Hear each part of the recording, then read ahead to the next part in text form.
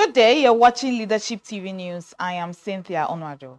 President Bola Tinubu has told world leaders that Nigeria deserves a permanent seat on the United Nations Security Council, warning that the global body must reform or risk sliding into irrelevance.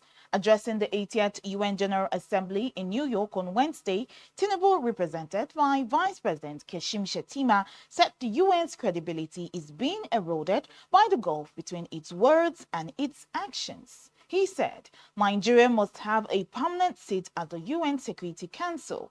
The United Nations must recover its relevance only when it reflects the world as it is, not as it was.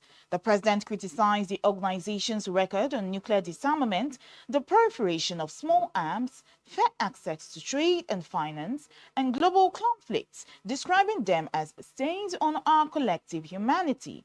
Tinubu highlighted Nigeria's growth from a colony of 20 million people absent from the tables where decisions about our fate were taken to a sovereign nation of 236 million projected to be the world's third most populous country. On the Middle East crisis, the Nigerian leader reaffirmed his support for Palestine, saying, "We say without stuttering and without doubt that a two-state solution remains the most dignified path to lasting peace. The people of Palestine are not collateral damage. They are human beings equal in worth and entitled to the same freedoms and dignities that the rest of us take for granted." Turning to the global economy, Tinubu called for a new framework to manage sovereign debt, likening it to an international court of justice for money. He said such a mechanism would free developing nations from the economic straitjacket of exporting only unprocessed raw materials. Debt relief, he stressed, must be pursued not as an act of charity, but as a clear path to peace and prosperity that benefits us all. On Africa's resources, Tinubu argued that the continent must benefit fairly from its vast mineral wealth. He also endorsed UN Secretary General Antonio Guterres' call to close the digital divide, insisting that AI must stand for Africa included.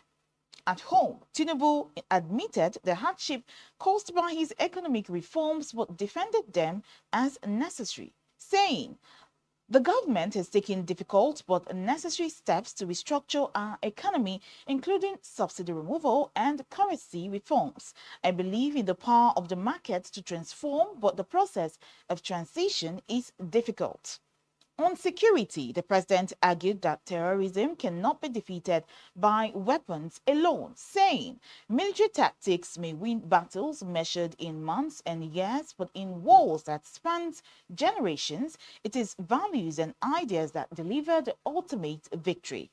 Concluding his address, Tinubu reaffirmed Nigeria's commitment to peace, unity, and human rights. He said, "None of us is safe until all of us are safe.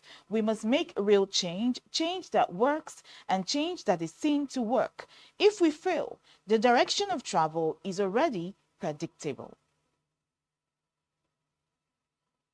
For more of our news updates, you can log on to our website, www.leadership.ng. Thanks for watching. Be part of our brand.